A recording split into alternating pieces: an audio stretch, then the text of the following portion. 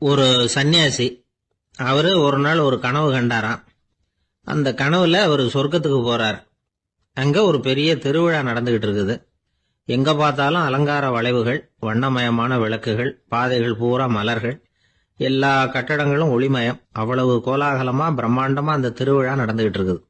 அது என்ன திருவிழாங்கிறது இந்த சன்னியாசிக்கு புரியல.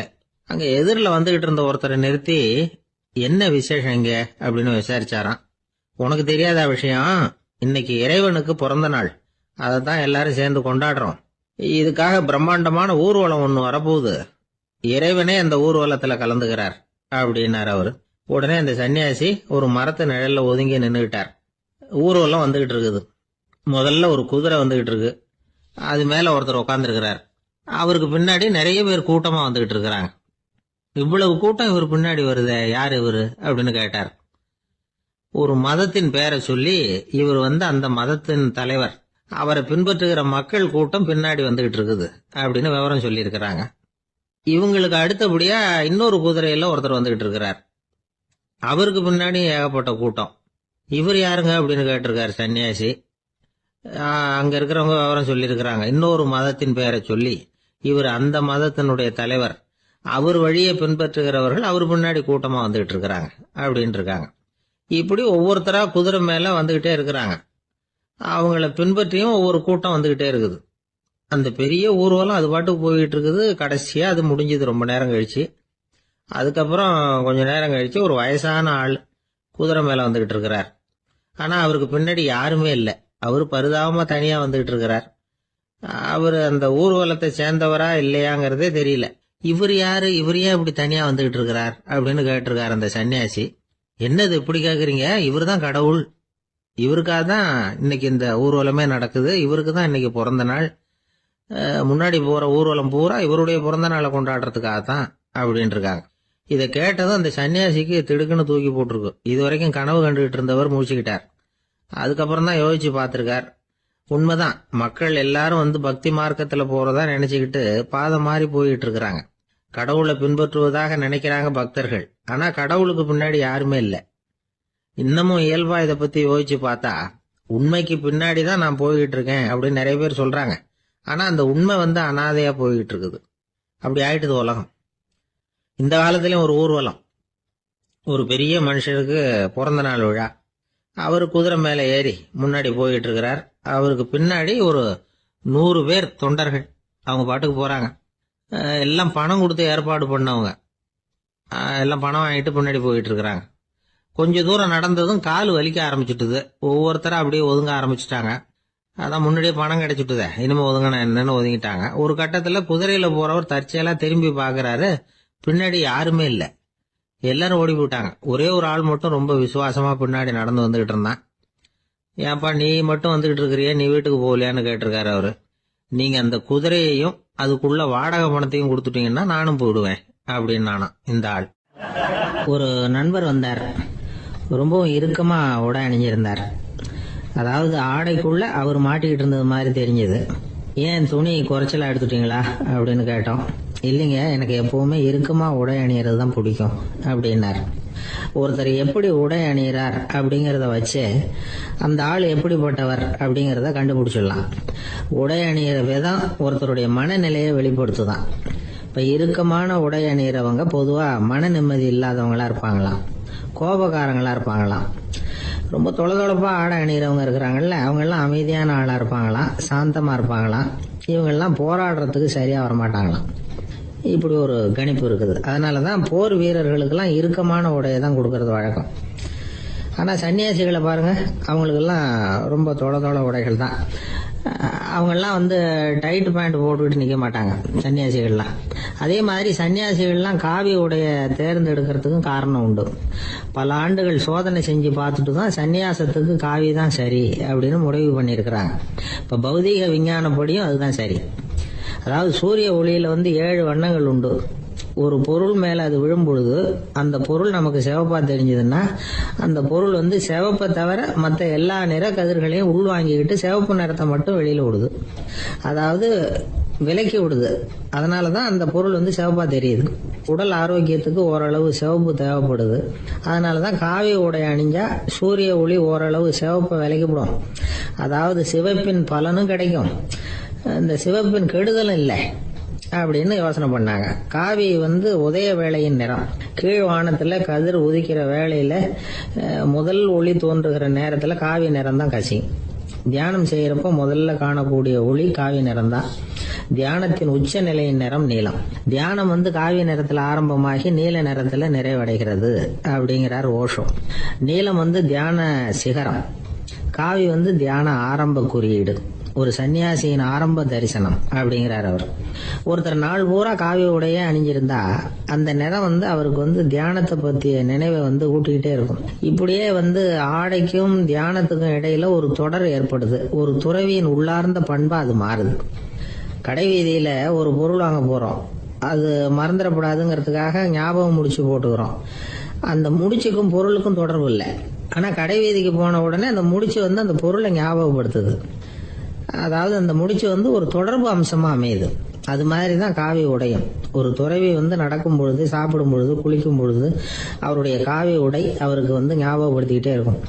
அது ஒரு நிலைப்படுத்தப்பட்ட நினைவாக ஞாபகம் முடிச்சாக மாறிடுது. காவி ஆடை இல்லைன்னா ஒருத்தரால துறவியாக முடியாதுன்னு அர்த்தம் இல்லை.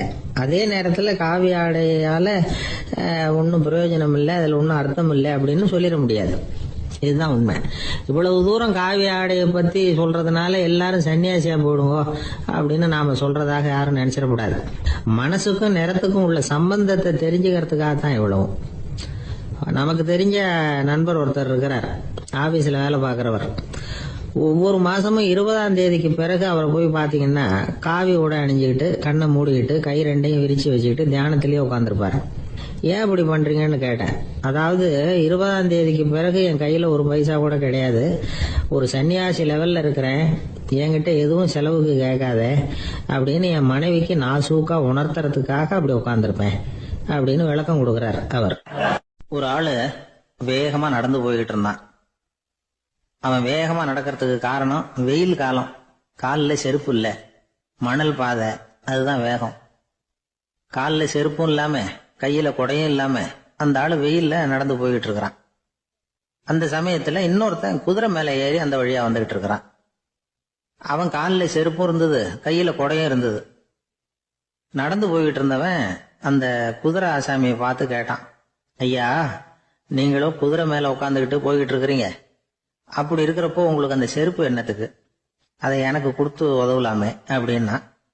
குதிரை மேல உட்காந்துருந்தவன் யோசனை பண்ணி பார்த்தான். இவன் சொல்றது நியாயம்தானே அப்படின்னு சொல்லி தன்னுடைய செருப்பை கழட்டி அந்த வழிபோக்கனுக்கு கொடுத்துட்டான்.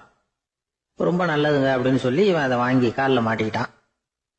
அதுக்கப்புறம் மறுபடியும் இவன் ஆரம்பிச்சான், ஐயா, நீங்க வந்து குதிரையில போறதுனால போக வேண்டிய இடத்துக்கு வேகமா போய் சேர்ந்துருவீங்க, அதனால உங்க கையில் அந்த கொடை என்னத்துக்கு, நான் நடந்து போயிட்டு இருக்கிறவன், ரொம்ப நேரம் நடக்க வேண்டியிருக்கும் இந்த வெயில்ல, அதனால அந்த கொடையையும் எனக்கு கொடுங்களேன் அப்படின்னா.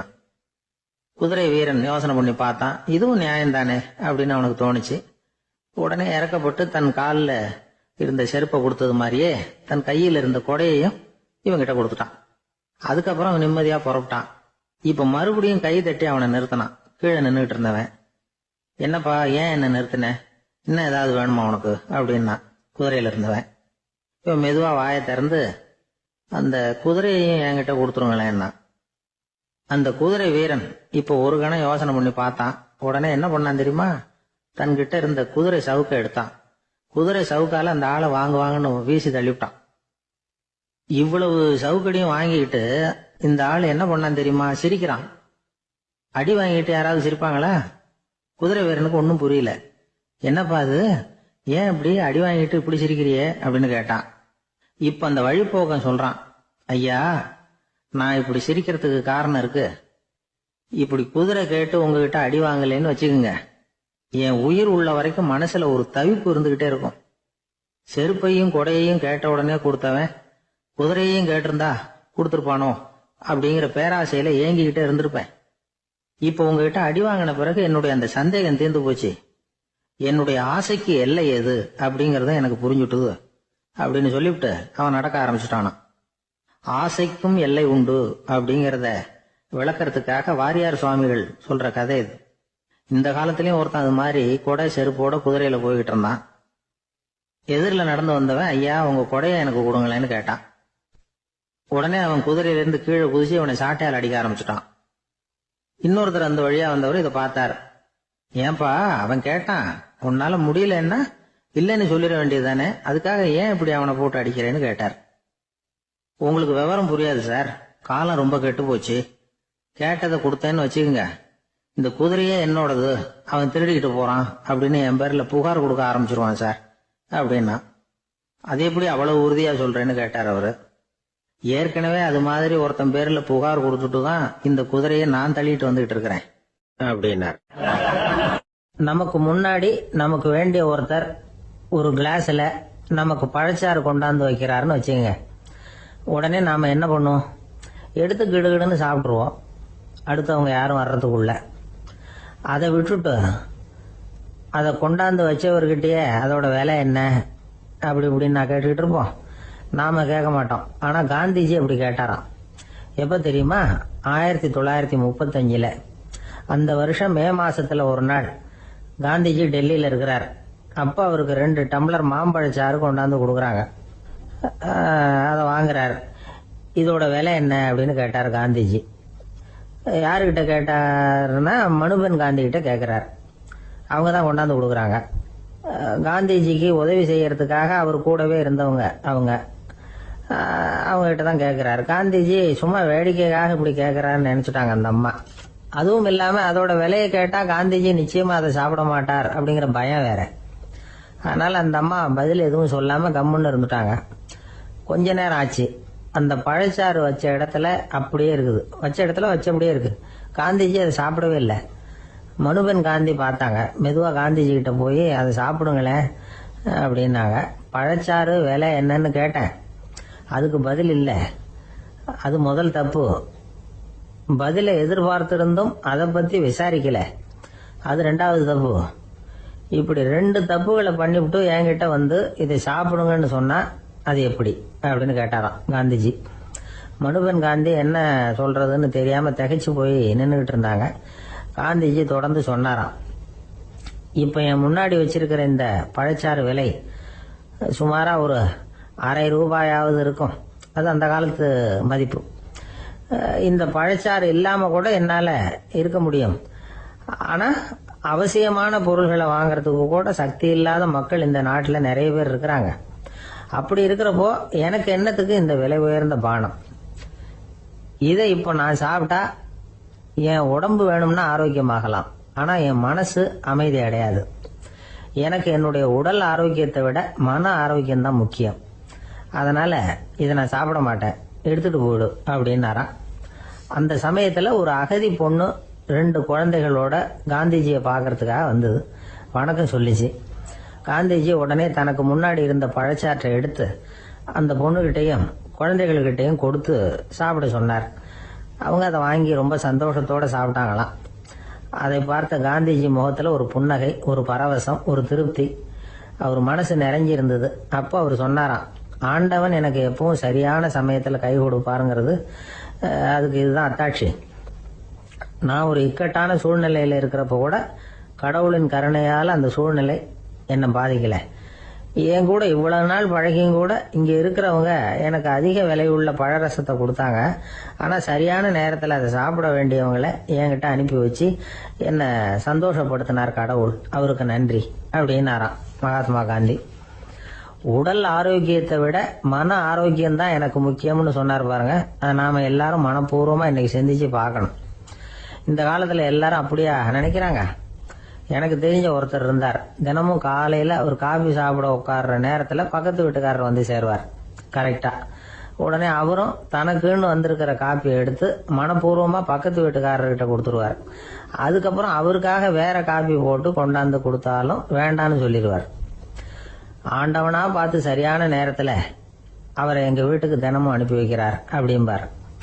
ஏன் அப்படி சொல்றீங்க அப்படின்னு கேட்டோம் ஒரு நாள். அதுக்கு அவர் சொல்றார், எனக்கு என்னோட உடல் ஆரோக்கியம்தான் முக்கியம்.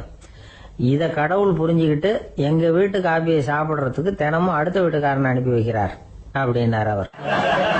ஒரு ஊர்ல ஒரு இளைஞன் இருந்தான். ஒரு நாள் அவன் ஒரு குருவை தேடிட்டு புறப்பட்டான். ஊரை விட்டு வெளியில போனான். போகிற வழியில ஒரு காடு. அந்த காட்டுல ஒரு மரத்தடியில ஒரு பெரியவர் உட்கார்ந்துருக்கிறார்.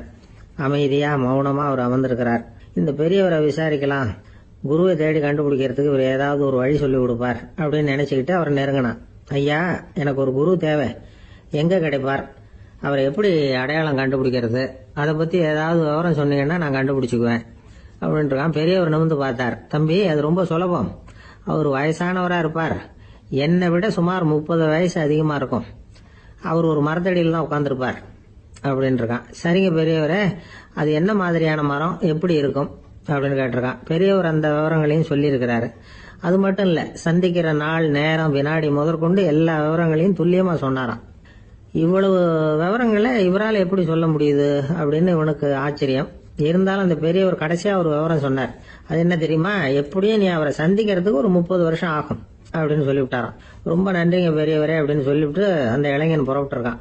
இப்போ அவனுக்கு குரு பத்தின விவரம் எல்லாம் கிடைச்சிட்டுது, சந்திக்கிற நேரமும் தெரிஞ்சுட்டுது. ஆனா 30 வருஷம் அவரை தேடி அலைய வேண்டியிருக்குமே. அவன் தேட ஆரம்பிச்சான். காடு மலை எல்லாம் சுத்தி அலைஞ்சான். பல வருஷங்கள் தேடினான். அழுத்து போயிட்டான். கடைசியில அவனுக்கும் வயசாயிட்டுது. கடைசியில தன்னுடைய சொந்த ஊருக்கே திரும்பி போயிட்டு இருந்தான். அங்க ஒரு மரத்தடியில அவன் தேடிட்டு இருந்த குருநாதர் கிடைச்சார். யார் அவருன்னா, 30 வருஷத்துக்கு முன்னாடி வழி சொல்லி கொடுத்தாருல அதே பெரியவர். அவருக்கு இப்போ 30 வயசு அதிகமா இருந்தது. அதே மரம். அன்னைக்கு பெரியவர் சொன்ன அடையாளம் இப்ப பொருத்தமா இருந்தது.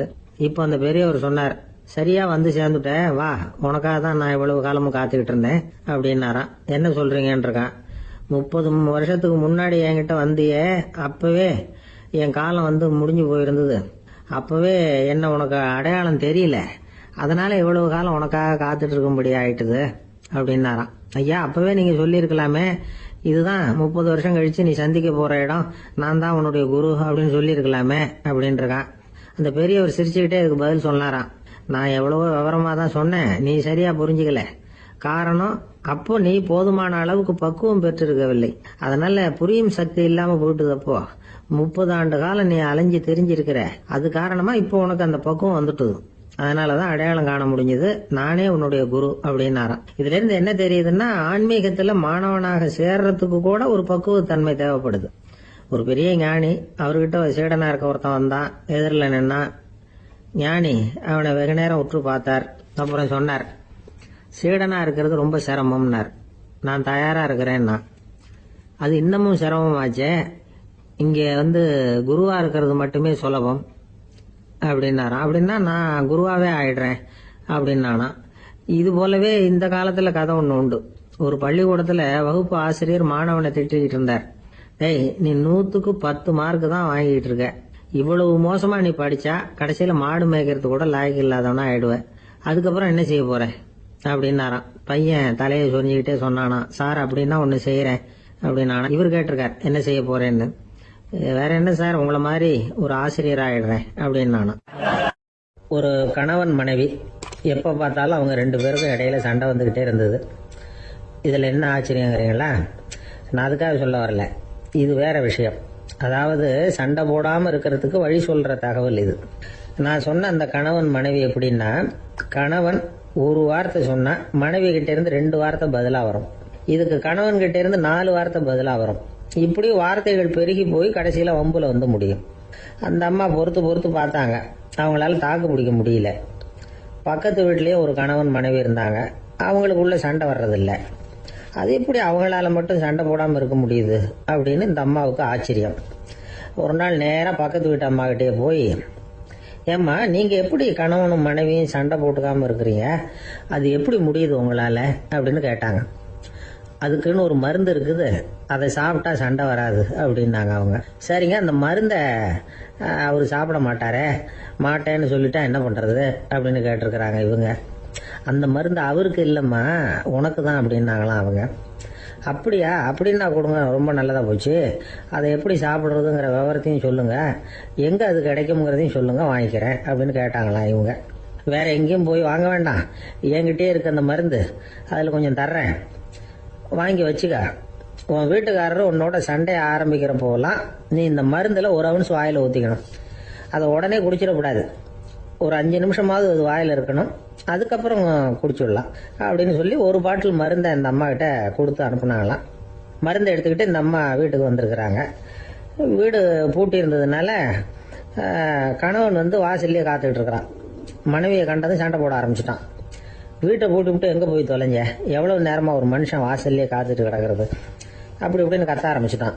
மனைவி இதுக்கு பதிலே சொல்லலை.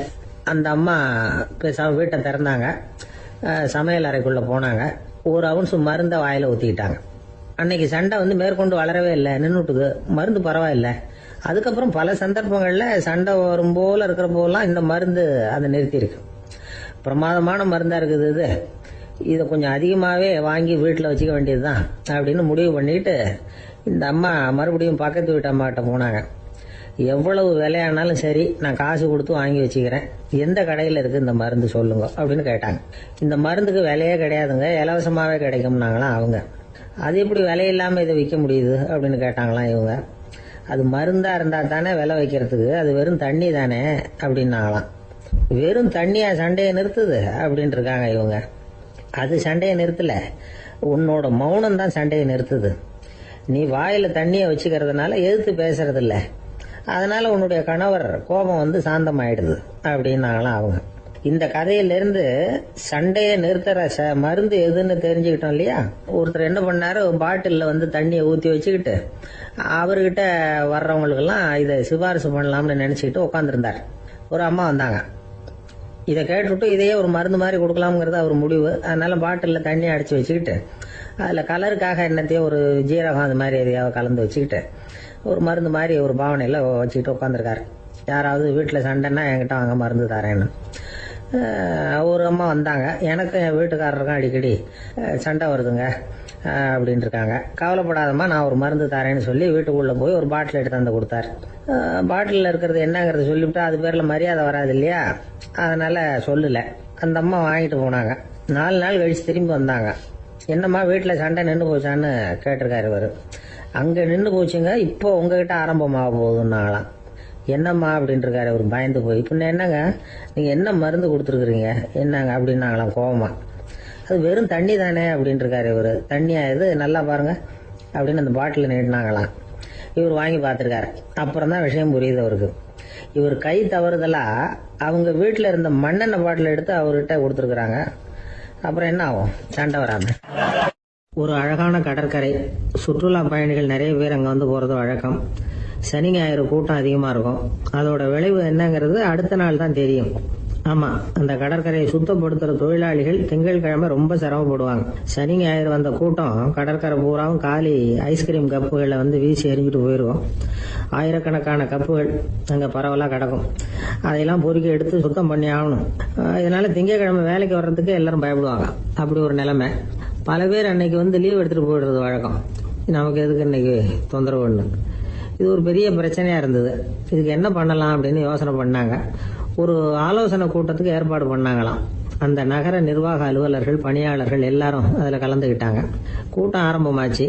ஆரம்பத்தில் சொன்னாங்க, இந்த பிரச்சனைக்கு ஒரு தீர்வு வேணும், என்ன பண்ணலாம், அதை முடிவு செய்யறதுக்கு தான் இந்த கூட்டம். இதில் நீங்கள் செய்ய வேண்டியது என்னென்னா, உங்களுக்கு தோன்றுகிற யோசனை எதுவாக இருந்தாலும் சொல்லுங்கள், கொஞ்சம் கூட தயக்கம் வேண்டாம். நாம் சொல்கிற யோசனை ஈடுபடுமா படாதா அப்படின்னுலாம் யோசிக்க வேணாம். எல்லாருடைய யோசனைகளையும் அப்படியே பதிவு செய்துக்கிறோம். கடைசியாக அதிலிருந்து ஒரு சிறந்த யோசனையை தேர்வு பண்ணி அதை பயன்படுத்தலாம். இந்த சந்தர்ப்பத்தில் இன்னொரு முக்கியமான வேண்டுகோள், எவ்வளவு சாதாரணமான யோசனையாக இருந்தாலும் சரி, அது சொல்லும் பொழுது அடுத்தவங்க வந்து ஏளனம் செய்யக்கூடாது. இது ஒரு பெரிய யோசனையா அப்படின்னு சொல்லி எதையும் அலட்சியப்படுத்தக்கூடாது.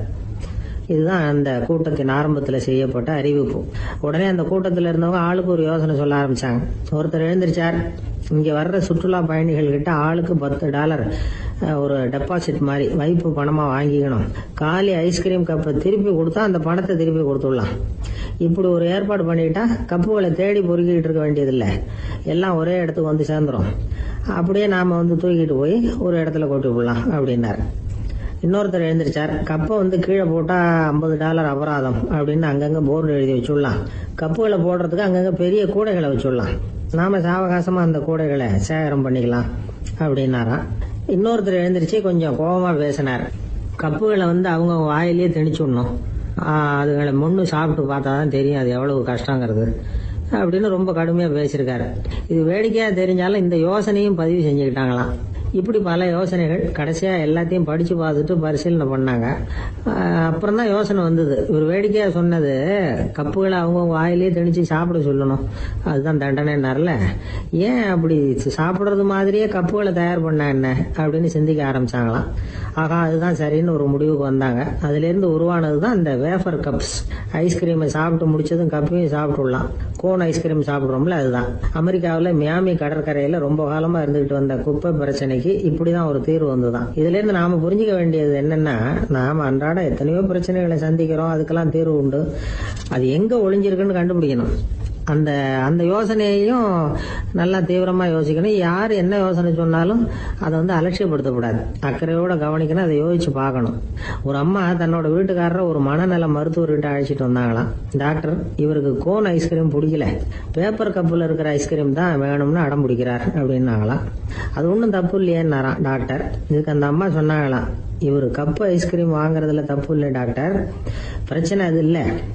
அப்புறம் வேற என்னன்னு கேட்டிருக்காரு. வாங்கினதும் ஐஸ்கிரீமை கீழே கொட்டிவிட்டு அந்த பேப்பர் கப்பை மட்டும் விரும்பி சாப்பிடுறார், அதனால தான் உங்ககிட்ட அழைச்சிட்டு வந்தேன் அப்படின்னாங்களாம். ஒரு சராசரி மனிதனுடைய இயல்பு என்ன? இன்பம் வந்தா துள்ளி குதிப்பான், துன்பம் வந்தா சோர்ந்து போய் ஒரு மூலையில உட்காந்துருவான். இவன் தான் சராசரி மனிதன். ஆனா ஒருத்தன் இன்பம் வந்தா அதுக்காக மகிழ்ச்சி அடையறது இல்ல, துன்பம் வந்தா அதுக்காக சோர்ந்து போறது இல்ல அப்படின்னு வச்சுக்கோங்க. அப்படி இருந்தா அவன் சாதாரண ஆள் கிடையாது. ஒரு ஊர்ல ஒரு ஞானி இருந்தார். அவரை தேடிட்டு ஒரு பெரியவர் வந்தார். ஐயா, ஞானத்துல சிறந்த ஞானம் எது அப்படின்னு கேட்டாராம். இதுக்கு அந்த ஞானி என்ன பதில் சொன்னார் தெரியுமா? இன்பத்தினால மகிழ்ச்சி அடையாமலும் துன்பத்தினால சோர்வு அடையாமலும் இருக்கிறது தான் அந்த ஞானம், பெரிய ஞானம் அப்படின்னாராம். சரி சுவாமி, அப்படிப்பட்ட ஞானம் உங்களுக்கு எப்படி வந்ததுன்னு கேட்டிருக்காரு இவரு. அதை நான் ஒரு கழுதைகிட்ட இருந்து கத்துக்கிட்டேன் அப்படின்னாராம் அவரு. இவருக்கு ஒன்றும் புரியல, ஒரு மாதிரியா முழிச்சிருக்கிறார். இதை அவர் புரிஞ்சுக்கிட்டார். நீங்க நாளைக்கு காலையில நம்முடைய ஆசிரமத்துக்கு வாங்க, புரிய வைக்கிறேன்னாராம். சரின்னு அவர் போயிட்டார். மறுநாள் காலையில ஆசிரமத்துக்கு சேர்ந்தார். ஞானி அவரை கூப்பிட்டு உட்கார வச்சார். வாங்க இப்படி உட்காருங்க, கொஞ்ச நேரத்துல இந்த வழியா ஒரு கழுதை போகும், அதை கவனிச்சு பாருங்கன்னாராம். இவருக்கு இன்னமும் ஒன்றும் புரியாம போச்சு, ஒரே குழப்பம். இருந்தாலும் அந்த ஞானி சொன்னது மாதிரியே உட்கார்ந்துருக்கிறார். கொஞ்ச நேரத்துல அந்த வழியா ஒரு கழுதை போச்சு. அது முதுக நிறைய அழுக்கு மூட்டைகள், அதை சுமந்துக்கிட்டு போகுது. ஒரு சலவை தொழிலாளி அதை ஓடிட்டு போறார். கொஞ்சம் தூரத்துல ஒரு ஆறு இருக்கு, அங்க போய் துணியெல்லாம் சுத்தப்படுத்திக்கிட்டு சாயந்தரமா திரும்பி இந்த வழியாவே வருவாங்க. ஞானி சொன்னது மாதிரியே இந்த பெரியவர் அழுக்கு மூட்டையை சுமந்துக்கிட்டு போற அந்த கழுதையை கவனிச்சார். கழுதை போயிட்டுது. அதுக்கப்புறம் ஞானியை திரும்பி பார்த்தார். இப்ப அந்த ஞானி சொன்னார், சாயந்தரம் வரைக்கும் நீங்க இங்கேயே இருக்கணும்னார். அதே மாதிரி இவர் இருந்தார். சாயந்தரமா அந்த ஞானி சொன்னார், ஐயா, இப்ப கொஞ்ச நேரத்துல அந்த கழுதை இந்த வழியா திரும்பி வரும், அதையும் கவனிச்சு பாருங்கன்னார். இவரும் கவனிச்சு பாக்குறார். கழுதை வந்தது. அது முதுகுல சலவை செய்யப்பட்ட துணி மூட்டை, அது பாட்டுக்கு சுமந்துக்கிட்டு போய்கிட்டு இருக்குது. பெரியவருக்கு ஒன்றும் புரியல, பொறுமை இழந்துட்டார். சரி சுவாமி, இந்த கழுதைக்கும் உங்க ஞானத்துக்கும் என்ன சம்பந்தம் அப்படின்னார். இப்ப அந்த ஞானி விளக்கினார். ஐயா, இந்த கழுதை இதே மாதிரி தினமும் காலையில அழுக்கு மூட்டைகளை சுமந்துக்கிட்டு ஆத்துக்கு போகுது, மாலையில வெண்மையான சுத்தமான துணிகளை சுமந்துக்கிட்டு திரும்பி ஊருக்கு போகுது. காலையில இது போகும் பொழுது முதுகுல அழுக்கு மூட்டைகளை சுமந்துக்கிட்டு போறோமேங்கிற வருத்தமும் அதுக்கு கிடையாது.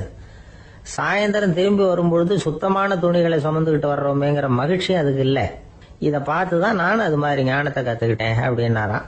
அதனால யாரு கத்து கொடுக்கறாங்க அப்படிங்கறத விட எதை கத்துக்கிறோம் அப்படிங்கறது தான் முக்கியம்.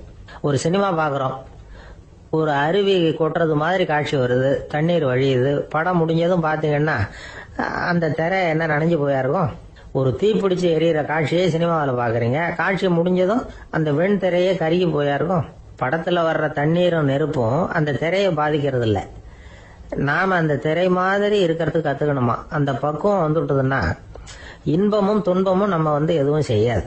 ஒரு சினிமாவை பாக்குற வரைக்கும் சிரிக்கலாம், அழலாம். பார்த்துட்டு வெளியில வரும்பொழுது அழுதுகிட்டே வரக்கூடாது. ஒருத்தர் வந்தார், அப்படி படம் முடிஞ்சு வெளியில வரும்பொழுது அருவி மாதிரி கண்ணீர் சிந்திக்கிட்டே வர்றார். ஏன் சார், படம் அவ்வளவு சோகமா அப்படின்னு கேட்டார். இன்னொருத்தர், இல்ல சார், கூட்டம் ரொம்ப குறைச்சல் சார். மொத்தம் படம் பார்க்க வந்தவங்களே 15 பேர் தான் சார் அப்படின்னார் கண்ணீரை தொடச்சிக்கிட்டே. அதுக்கு நீங்க ஏன் சார் அழறீங்கன்னு கேட்டார் அவரு. இந்த படத்தோட தயாரிப்பாளரே நான் தான் சார் அப்படின்னாரா இவர். ஒரு ஊர்ல ஒரு ஆள் இருந்தான், தையல் கடை வச்சிருந்தான். அவங்கிட்ட ஒருத்தன் ஒரு சட்டை துணி எடுத்து கொடுத்து தைக்க சொல்லியிருந்தான். வர்ற சனிக்கிழமை வா வந்து வாங்கிட்டு போ அப்படின்னு அவன் சொல்லியிருந்தான். அதே மாதிரி இவன் வந்தான். அவன் தச்சு வச்சிருந்த சட்டையை கொடுத்தான். இவன் வாங்கி அங்கேயே போட்டு பார்த்தான். கை நீளம் ஒண்ணுக்கு ஒண்ணு வித்தியாசமா இருந்தது. வலது கை இடது பக்கத்தை விட நீளம் குறைச்சலா இருந்தது. அவன் முணுமுணுக்க ஆரம்பிச்சுட்டான், என்ன இது இப்படி தைச்சுட்டியேன்னு. இதுக்கு அவன் சொன்னான், ஐயோ இதுக்காகவா சங்கடப்படுறீங்க, வலது கையை மட்டும் கொஞ்சம் உள்ள இழுத்தாப்புல வச்சுக்கிட்டீங்கன்னா சரியா போகுது. மற்றபடி அந்த சட்டையில உள்ள கலை அம்சத்தை கவனிங்க, எவ்வளவு அற்புதமா தச்சிருக்கேன் பாருங்க. ஒரு சின்ன குறைய இப்படி எல்லாம் பொருட்படுத்த வேண்டியதில்லை. நான் சொன்னது மாதிரி கையை கொஞ்சம் உள்ள இழுத்தது மாதிரி வச்சுக்கிட்டு நடந்து போங்க, ஜோரா இருக்கும் அப்படின்னா. அவனும் யோசிச்சு பார்த்தான். சரியான யோசனையா தான் தோணுச்சு. கொஞ்சம் முயற்சி பண்ணி வலது கையை கொஞ்சம் உள்ள இழுத்து சட்டை சரியா இருக்கிறது மாதிரி பண்ணிட்டான். இப்ப மறுபடியும் ஒரு பிரச்சனை. வலது கையை உள்ள இழுத்த மாதிரி அப்படியே வச்சுக்கிட்டதும் முதுகு பக்கம் கொஞ்சம் துணி தளர்த்தியா தொங்குறது மாதிரி தெரிஞ்சது. என்ன இது, முதுகு பக்கம் துணி குவிஞ்சுட்டுதே தொங்குதே அப்படின்னா மறுபடியும், அடடா இதுக்காகவா கவலைப்படுறீங்க, உடம்ப அதுக்கு தகுந்த மாதிரி கொஞ்சம் வளைச்சிக்கிட்டா சரியா போடுது. இதுக்காக அந்த அழகான தையலை பிரிச்சு அதுல உள்ள கலை அம்சத்தை கெடுக்கிறதுக்கு என் மனசு இடம் தரல. எவ்வளவுக்கு தளர்த்தியா இருக்கோ அவ்வளவுக்கு கொஞ்சம் உடம்ப வளைச்சி அப்படி குனிஞ்சது மாதிரி போங்க போதும் அப்படின்னா. அதுவும் நல்ல யோசனையா தான் பட்டுது இவனுக்கு. சரின்னு சொல்லிவிட்டு புறப்பட்டான். தெருவில் இறங்கினான். கைய கொஞ்சம் உள்ள இழுத்தான், உடம்ப கொஞ்சம் முன்னால வளைச்சான், சட்டைக்கு தகுந்த மாதிரி உடம்ப பண்ணிட்டான். மெதுவா நடந்து போறான். இப்போ எதிரில் இன்னொருத்தன் வரான். இவனை பாக்குறான். இவன் போட்டிருக்கிற சட்டையை பாக்குறான். ஆஹா அற்புதம்ங்கிறான். சும்மா சொல்லக்கூடாது, ரொம்ப நல்லா இருக்கு நிச்சயமா. இது இந்த ஊர் மேல தெருவில் இருக்கிற ஒருத்தன் இருக்கானே, அவன் தச்சதா தான் இருக்கணும் அப்படின்னா. இதை கேட்டதான் அவனுக்கு ஆச்சரியம். எப்படி அவ்வளவு கரெக்டா கண்டுபிடிச்சிங்க அப்படின்னு கேட்டிருக்கான். இதுக்கு அந்த வழிபோகன்னு சொன்னானா, அவன் ரொம்ப கெட்டிக்காரன். உங்களை மாதிரி உடம்பும் கையும் வளைஞ்சு போன ஒரு ஆசாமிக்கு அவனை தவிர வேற யாராலேயும் இவ்வளவு பொருத்தமான ஒரு சட்டையை தைக்க முடியாது அப்படின்னானா. பாருங்க, அவனுக்காக இவன் அனுசரிக்க போய் இவனோட நிலைமை எப்படி ஆயிடுது பாருங்க. இதே மாதிரிதான் சில சடங்குகளும் சம்பிரதாயங்களும் நம்மளை கோமாளி ஆக்கி விட்டுரும். எதுவா இருந்தாலும் அதுல அறிவுபூர்வமான அணுகுமுறை அவசியம். ஒரு நர்ஸ் அவசரமா ஓடி டாக்டர் கிட்ட சொல்லிச்சான், டாக்டர் ஒரு தப்பு நடந்து போச்சு, 10ஆம் நம்பர் பெட்ல இருக்கிற பேஷண்ட்டுக்கு காலில் ஆபரேஷன் பண்றதுக்கு பதிலாக கையில ஆபரேஷன் பண்ணி விட்டீங்க. கை ஆபரேஷன் பண்ணிக்க வேண்டிய ஆள் 7ஆம் நம்பர் பெட்ல இருக்கார் அப்படின்னு தான். அதுக்கு ஒரு பதட்டப்படாம சொன்னாராம், பரவாயில்ல இவரை தூக்கி 7ஆம் நம்பர் பெட்ல போட்டுரு அப்படின்னாராம். கப்பல் கடல்ல போயிட்டு இருக்கு. புயல், சூறாவளி, அலையெல்லாம் பெருசு பெருசா ரொம்ப உயரமா உண்டாகுது. கடுமையான காற்றிலேயும் வேகமான அலைகள்லேயும் சிக்கி அந்த கப்பல் தடுமாறுது. திசை மாறி போச்சு. எந்த பக்கம் போயிட்டு இருக்கிறோம்னே தெரியல. அந்த கப்பலை செலுத்திக்கிட்டு இருந்த மாலுமி ரொம்ப சாமர்த்தியமா செயல்பட்டார். தன்னுடைய அறிவாற்றலையும் திறமையையும் முழுமையா பயன்படுத்தினார். அந்த கப்பலை கட்டுப்படுத்தினார். மெதுவா அந்த சூறாவளியிலிருந்து கப்பலை காப்பாத்தி கரைக்கு கொண்டுட்டு சேர்த்துட்டார். மாலுமின்னு ஒருத்தர் இருந்ததுனால அந்த மரக்கலம் காப்பாற்றப்பட்டது. மாலுமின்னு ஒருத்தர் இல்லைன்னு வச்சுக்கோங்க, அந்த கப்பலோட கதி என்னவா இருக்கும் யோசிச்சு பாருங்க. ஒரு கோபக்காரனுடைய நிலைமையும் அப்படித்தானா. கோபக்காரன்கிறவன் ஒரு மாலுமி இல்லாத மரக்கலம் அப்படிங்கிறார் நபிகள் நாயகம். கொந்தளிக்கிற கடல்ல கொடுமையான அலைகளின் உச்சியில அல்லல் படுகிற மரக்கலத்தை விட மோசமானது கோபக்காரனின் நிலைமை அப்படிங்கிறது அவருடைய கருத்து. அது மாதிரி இதுன்னு சொல்லல, அதை விட மோசம் இது அப்படிங்கிறார். ஏன் தெரியுமா? ஒரு கப்பல் கடல்ல தடுமாறினா அதை சரிப்படுத்த மாலுமி இருக்கிறார். அவர் தன்னுடைய சாமர்த்தியத்தினால அதை கட்டுப்படுத்தி சரியான வழிக்கு கொண்டுட்டு வந்துருவார். ஆனா கோபக்காரனுடைய நிலைமை அப்படி இல்லை அப்படிங்கிறார் நபிகள் நாயகம். மனித மனம் ஒரு மரக்கலம், அறிவு அதுல இருக்கிற மாலுமி. மாலுமி மரக்கலத்தை செலுத்துறான், அவனுக்கு கட்டுப்பட்டு அது ஓடுது. ஆனா கோபக்காரன்கிற மனுஷங்கிட்ட அறிவுங்கிற மாலுமி சரியா வேலை செய்ய மாட்டான். ஏன்னா கோபம் அந்த மாலுமியின் கண்களை அவிச்சிரும், காதுகளை கேட்காம பண்ணிவிடும். கண்ணையும் காதையும் மூடி விட்டு கப்பலை ஓட்டுனா எப்படி ஓட்டுறது? அதனால கோபக்காரன் மாலுமி இல்லாத மரக்கலம். இடி மின்னல்ல மாட்டிக்கிட்டு கஷ்டப்படுற கப்பல் மாதிரி கஷ்டப்படுறான். பெரியவங்கள்லாம் என்ன சொல்றாங்க? உனக்கு கெடுதல் பண்ணவனுக்கும் நீ நன்மையே செய். எவருடைய விருப்பு வெறுப்பையும் பொருட்படுத்தாதே. பரம எதிரிக்கும் நீ நன்மை செய்ய ஆரம்பிச்சா உன்னுடைய தூய நிலையை பார்த்துட்டு அவனும் உனக்கு நெருக்கமான நண்பனா ஆயிடுவான். இதுதான் பெரியவங்க நமக்கு சொல்லி இருக்கிறது. புனித குர்ஆன் சொல்றது என்ன? தீமையை நன்மையை கொண்டே நீர் தடுத்து கொள்ளும் அப்படின்னு சொல்லப்பட்டிருக்கு. அதுல இன்னா செய்தாரை ஒருத்தல் அவர் நாண நன்னயம் செய்து விடல் அப்படிங்கிறார் திருவள்ளுவர். செல்வந்தர் ஒருத்தர்கிட்ட ஒரு சிறுவன் வந்து ஆடு மேய்ச்சிக்கிட்டு இருந்தானா. பெரியவர் அவனை கூப்பிட்டு, நீ நேரா போய் ஒரு ஆட்டுல உள்ள ரொம்ப நல்ல பகுதி எதுவோ அதை எடுத்துக்கிட்டு வா அப்படின்னாராம். இவன் போனான். ஒரு ஆட்டு உடம்புல இருந்த நாக்கு, இருதயம், இது ரெண்டையும் எடுத்துக்கிட்டு வந்து கொடுத்தானான். பெரியவர் வாங்கி பார்த்தார்.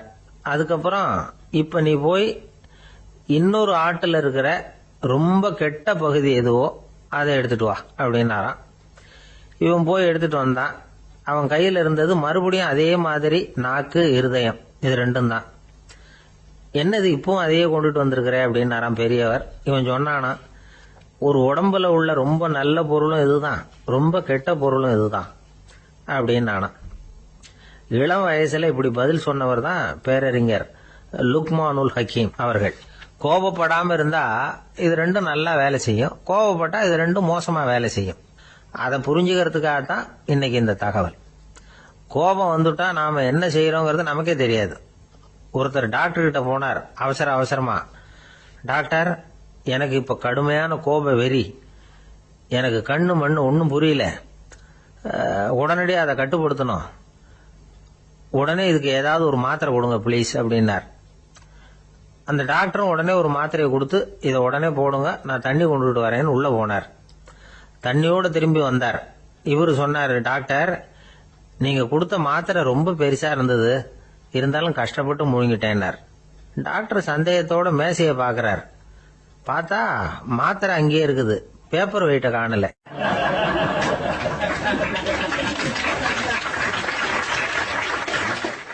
காலை நேரம், கடற்கரை ஓரம், காலை வீசிக்கிட்டு கையை வீசிக்கிட்டு ஏதோ சண்டைக்கு போற சிப்பாய் மாதிரி எல்லாரும் நடந்து போயிட்டு இருக்கிறாங்க. நடைப்பயிற்சி. அதுல நமக்கு தெரிஞ்ச ஒருத்தர் எதிரில் வந்தார் ரொம்ப வேகமா. என்ன சார் வாக்கிங்க அப்படின்னு கேட்டோம். அவரால் ஆமாம்னு பதில் சொல்ல முடியல, அவ்வளவு கஷ்டம். மூச்சு விடுறதுக்கே வாயை திறந்து மூடிட்டு இருக்கிறார். எங்க பேசுறது? கொஞ்சம் நின்று நிதானிச்சு மூச்சு விட்டுட்டு அதுக்கப்புறம் சொன்னார் ஆமா அப்படின்னு. என்ன சார் இவ்வளவு வேகம்னோம்? உங்க பேச்சை கேட்டுட்டு தான் சார் நடக்க ஆரம்பிச்சோம். நீங்க தான் அடிக்கடி சொல்லிட்டு இருந்தீங்க நடக்கிறது நல்லதுன்னு. அன்னையிலேருந்து ஆரம்பிச்சுட்டேன், ஆனால் ரொம்ப கஷ்டமா இருக்குது சார். இப்ப பாருங்க, உங்ககிட்ட சுலபமா பேசக்கூட முடியல, மூச்சு வாங்குது, உடம்பு கூட வலிக்கிறது மாதிரி இருக்கு அப்படின்னு அவர் பாட்டுக்கு பேச ஆரம்பிச்சுட்டார். உங்களை யாரு சார் இவ்வளவு வேகமா நடக்க சொன்னது? வேகத்தை குறைங்க, மெதுவா நடங்க அப்படின்னோம். நீங்க நடக்கிறதுனால என்னென்ன சௌகரியம்னு அன்னைக்கு சொன்னீங்களே தவிர சௌகரியமா நடக்கிறது எப்படின்னு சொல்லலையே அப்படின்னாரு அவர். இன்னமும் லேசா மூச்சு வாங்கிட்டே சொன்னா கூட இவர் சொல்றதுலயும் ஒரு நியாயம் இருக்கு. அதனால இந்த நடைப்பயிற்சி பண்றவங்க கவனிக்க வேண்டிய சில முக்கியமான குறிப்புகள் இருக்கு. அது என்னென்னங்கிறத அவங்க தெரிஞ்சுக்கணும். அது தெரிஞ்சு வச்சுக்கிறது நல்லது. இதெல்லாம் மருத்துவ நிபுணர்கள் சொல்ற குறிப்புகள். அவங்க என்ன சொல்றாங்க தெரியுமா? உங்க வயசு 40க்கு மேலையா? உங்க எடை இருக்க வேண்டியதை விட 10 கிலோ அதிகமா இருக்குதா? நீங்க புகை பிடிக்கிறவரா? இதய நோய், ரத்த நாள நோய், உயர் ரத்த அழுத்தம் இப்படி ஏதாவது உங்களுக்கு உண்டா?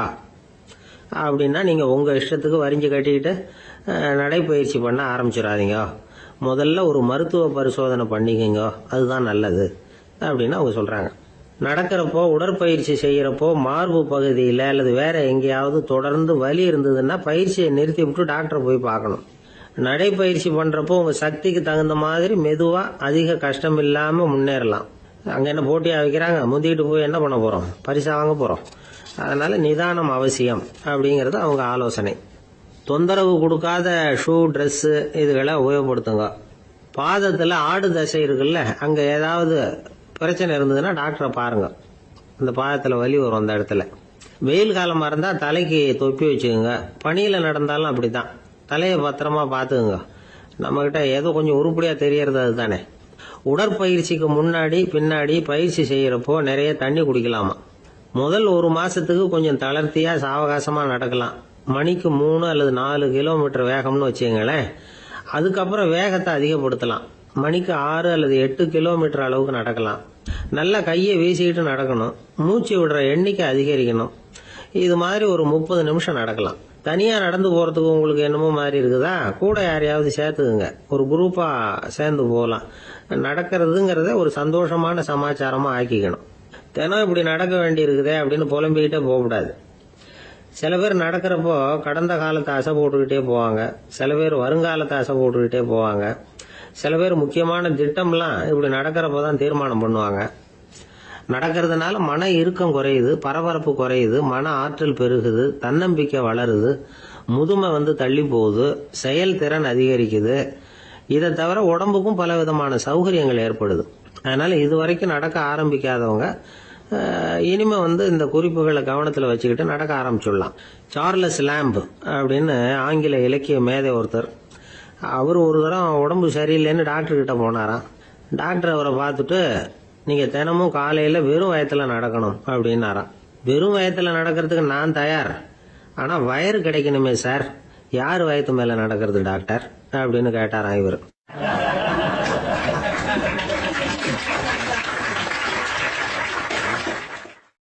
ரொம்ப பேருக்கு கூட்டத்தில் பேசுறதுன்னா பயம். நமக்கு ஒன்றும் தெரியாதுன்னு மற்றவங்க நினைச்சிடக்கூடாதுங்கிற எண்ணம் தான் இதுக்கு காரணம். ரொம்ப முக்கியமான ஒரு கூட்டம்னா பயம் அதிகமாக இருக்கும். முக்கியமானவங்கெல்லாம் வருவாங்களே, அவங்கெல்லாம் நம்மளை பற்றி மட்டமாக நினச்சிருவாங்களே அப்படிங்கிற பயம் வந்துடும். ஆனால் மேடை பேச்சுங்கிறது அவ்வளவு கடினமான ஒரு காரியம் இல்லைங்கிறாங்க அது சம்பந்தமான நிபுணர்கள். யாரும் பேச்சாளர் ஆகலாம், இது ஒன்றும் பெரிய கிஃப்ட் கிடையாது அப்படின்னு அவங்க சொல்கிறாங்க. நீங்கள் ஒரு சிறந்த பேச்சாளர் ஆகணுமா அப்படின்னா அதுக்குன்னு சில ஆலோசனைகளை சொல்லி வச்சிருக்கிறாங்க அனுபவசாலிகள். முதல் ஆலோசனை என்னன்னா, உங்கள் பேச்சு எளிமையாக இருக்கணும். ஏதாவது ஒரு கருத்து அல்லது 2 கருத்து சொன்னால் போதும். 20 அல்லது 30 கருத்துக்களை சொல்லிகிட்டே போகக்கூடாது. 2வது ஆலோசனை, நீங்கள் என்ன பேச போறீங்கிறது முதல்ல உங்களுக்கு நல்லா புரியணும். அதுக்கப்புறம் தான் அதை அடுத்தவங்களுக்கு புரிய வைக்க முடியும். எப்படி ஆரம்பிக்க போகிறோம், எந்த கருத்தை முக்கியமாக வலியுறுத்த போகிறோம், எப்படி முடிக்க போகிறோம் அப்படிங்கிறத முதல்ல நல்லா சிந்திச்சு மனசில் வச்சுக்கணும். கடைசியாக என்ன சொல்கிறீங்களோ அதுதான் கேட்குறவங்க மனசில் நிற்கும். 3வது ஆலோசனை என்னன்னா, உங்கள் பேச்சு சுருக்கமாக இருக்கணும். ஒரு 15 நிமிஷம் பேசுறது ரொம்ப பொருத்தம். மணிக்கணக்கில் பேசிக்கிட்டு இருக்கிறது நல்லதில்லை. 4வது ஆலோசனை, நீங்கள் பேசுறது உண்மையாக இருக்கணும். உங்களுக்கு உண்மையான அனுபவங்கள் இருக்கும், அதை சொல்லலாம். உங்களுடைய உண்மையான அனுபவங்களை மற்றவங்களோட பகிர்ந்துக்கணும், அதுதான் முக்கியம். 5வது ஆலோசனை, ஆரம்பத்தில் கொஞ்ச நேரம் உங்களை பற்றியும் எதிரில் உள்ளவங்களை பற்றியும் சம்பந்தப்படுத்தி ஏதாவது பேசி ஒரு நெருக்கத்தை ஏற்படுத்திக்கணும். ஒவ்வொருத்தரும் இப்போ இவர் பேச போகிறது நம்ம சம்பந்தப்பட்டது அப்படின்னு நினைக்க ஆரம்பிச்சிருவாங்கல்ல, அதுக்கப்புறம் அவங்க கேட்க தயாராகிட்டாங்கன்னு அர்த்தம். எதிரில் உட்காந்துருக்கிற கூட்டத்திலிருந்து 3 பேரை தேர்ந்தெடுங்க. அதாவது வலது பக்கம் ஒருத்தர், நடுவில் ஒருத்தர், இடது பக்கம் ஒருத்தர். அதாவது உங்களை ரொம்ப கனிவாகவும் ஆர்வமாகவும் பார்க்குறவரா பார்த்து தேர்ந்தெடுத்துங்க மனசுக்குள்ள. நீங்கள் பேசும்பொழுது என்ன பண்ணணும்னா, இவங்களை நேருக்கு நேராக மாறி மாறி பார்த்துக்கிட்டே பேசுனீங்கன்னா நீங்கள் ஏதோ ஒட்டுமொத்த கூட்டத்தையும் பார்த்து பேசுறதாக ஒரு உணர்வு அது ஏற்படுத்திவிடும். 6வது ஆலோசனை என்னன்னா, சொற்பொழிவுன்னா நீங்கள் பேசணும், படிக்கக்கூடாது. எழுதி படிக்கிறது நல்லா இருக்காது. குறிப்புகள் வேணும்னா வச்சுக்கலாம். படிக்கிறது பேப்பர்லேருந்து வர்றது மாதிரி இருக்கும், பேசுறது இதயத்திலேருந்து வர்றது மாதிரி இருக்கும். அப்புறம் 7வது ஆலோசனை சொல்கிறாங்க. அது என்னன்னா, மேடையில் ஏறி நின்ன உடனே இயல்பாக மூச்சை இழுத்து விட்டுங்க, இயல்பு நிலைக்கு வாங்க, அதுக்கப்புறம் இயல்பாக பேச ஆரம்பிக்கலாம் அப்படிங்கிறாங்க. இவ்வளவும் பேச்சு கலையில் வல்லுநர்களாக இருக்கிறவங்க சொல்லுகிற ஆலோசனைகள். இதையெல்லாம் கடைபிடிச்சா நமக்கும் அதுக்கும் வெகு தூரம்னு நினச்சிக்கிட்டு இருந்த ஒன்று இப்போ கிட்டத்தில் நெருங்கி வந்துடும். நாம் சொல்கிறபடியெல்லாம் அது கேட்கும். ஒரு பேச்சாளர், அவருக்கு சுருக்கமாகவே பேச தெரியாது. மேடையில் ஏற்றி விட்டுவிட்டா போதும், ஆரம்பிச்சிருவார், நிறுத்த மாட்டார், பேசிக்கிட்டே இருப்பார். ஒரு தடவை அவர் ஒரு கூட்டத்தில் ரொம்ப நேரம் பேசிக்கிட்டே இருக்கிறார். எதிரில் பொறுமை இழந்த ஒருத்தர் தன்னுடைய கை கடிகாரத்தை காட்டினார். அதை கவனித்த பேச்சாளர், மன்னிக்கணும், கை கடிகாரம் நான் கொண்டுகிட்டு வர மறந்துட்டேன், அதுதான் நேரம் போனதே தெரியல அப்படின்னு சொல்லியிருக்கிறார். இதுக்கு அவர் சொன்னாராம் கோபமா, ஏய்யா, கடிகாரத்தை தான் பார்க்க முடியல, மறந்துட்டேன், பக்கத்துல மாட்டிருக்கிற கேலண்டரையாவது பார்க்க கூடாதா அப்படின்னாராம்.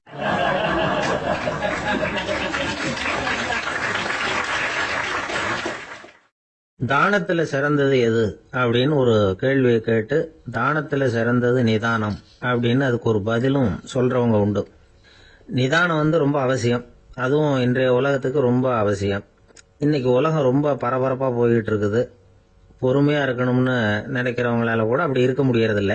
பொறுமையை சோதிக்கிறது மாதிரி பல சம்பவங்கள். அதையெல்லாம் சந்திச்சே தீர வேண்டியிருக்குது. எங்க போனாலும் கியூல நிக்க வேண்டியிருக்குது. எங்க போனாலும் காத்துக்கிட்டு இருக்க வேண்டியிருக்கு. ஆபீஸ்லயோ வீட்லயோ கூட நீங்க நிதானமா பொறுமையா நடந்துக்க தெரியலன்னா உங்களுக்கு சிடுமூஞ்சி, முசுடு இப்படிலாம் பேர் வச்சிருவாங்க. அது உங்களுக்கு தேவையா? சரி, வாழ்க்கையில் பொறுமைசாலின்னு பேர் வாங்கறதுக்கு என்ன வழி? முதல் பாயிண்ட், நீங்க நினைக்கிறது, எதிர்பார்க்கறது, செய்யறது எல்லாமே 100% கரெக்டா நடக்கணும்னு ஆசைப்படக்கூடாது.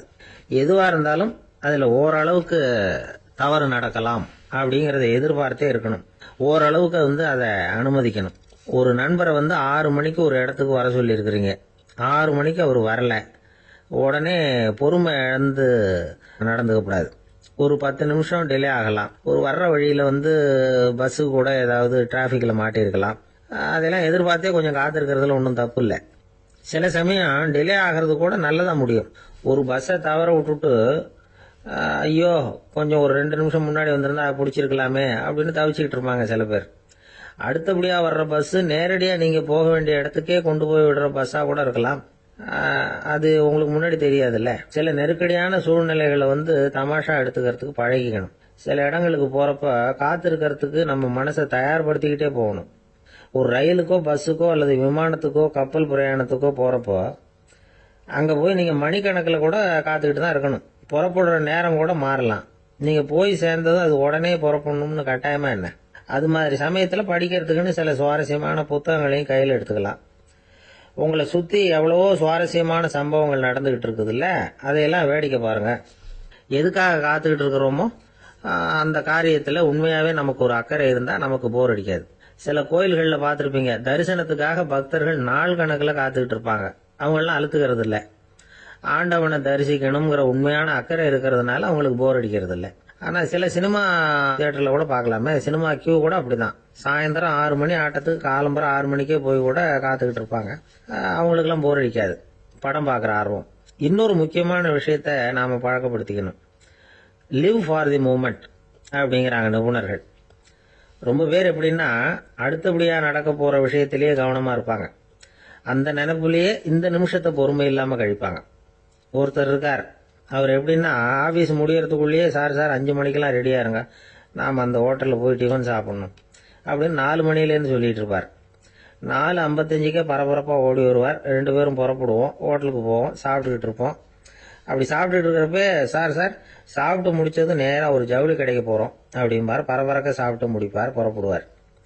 ஜவுளி கடையில அவசரமா சீக்கிரம் பில் போடுங்க சார், சினிமாவுக்கு நேரம் ஆயிடும் பாரு. சினிமா தியேட்டர்ல உட்காந்து அடுத்தபடியா எங்க டின்னர் சாப்பிடுறதுன்னு யோசனை பண்ணிட்டு இருப்பார். ராத்திரி படுக்கையில விழுந்ததுக்கு அப்புறமும் நாளைக்கு காலையில எழுந்திரிச்சதும் அதை பண்ணணும் இதை பண்ணணும்னு திட்டம் போட்டுக்கிட்டே இருப்பார். அதாவது எப்பவும் அடுத்த நிமிஷம், அடுத்த நாள், அடுத்த வாரம், அடுத்த வருஷம், இதுதான் அவங்க சிந்தனை. இந்த நிமிஷம் என்ஜாய்மெண்ட் அவங்க இழந்துடுறாங்களாம். அதனாலதான் வாழ்நாள் பூரா பொறுமையின்மை, அவஸ்தை, அல்லல். அதனால நாம எல்லாரும் வாழ்க்கையில நிதானமா இருக்கிறதுக்கு கத்துக்கணுமா. அதுக்காக இந்த நிதானத்துக்கு வேற விதமான அர்த்தம் பண்ணிக்க கூடாது. ஒருத்தர் அப்படித்தான் ஒரு தடவை அவருடைய குதிரை காணாம போயிட்டுதான். அதுக்காக அவர் கவலைப்படல, நிம்மதியா இருந்தார், சந்தோஷமா இருந்தார். என்ன சார் இது, உங்க குதிரை திருட்டு போயிட்டுதுங்கிறீங்க, நீங்க கவலைப்படாம இருக்கிறீங்களே அப்படின்னு கேட்டாங்களாம். அதுக்கு அவர் சொல்லியிருக்கார், நல்ல வேலை சார், கட்டியிருந்த குதிரை காணாம போயிருக்குது. நான் அது மேல உட்கார்ந்து இருக்கிற சமயம் அது காணாம போயிருந்ததுன்னா, திருட்டு போயிருந்ததுன்னா நானும் சேர்ந்துல காணாம போயிருப்பேன் அப்படின்னாராம். எவ்வளவு நிதானமான ஆள் பாருங்க.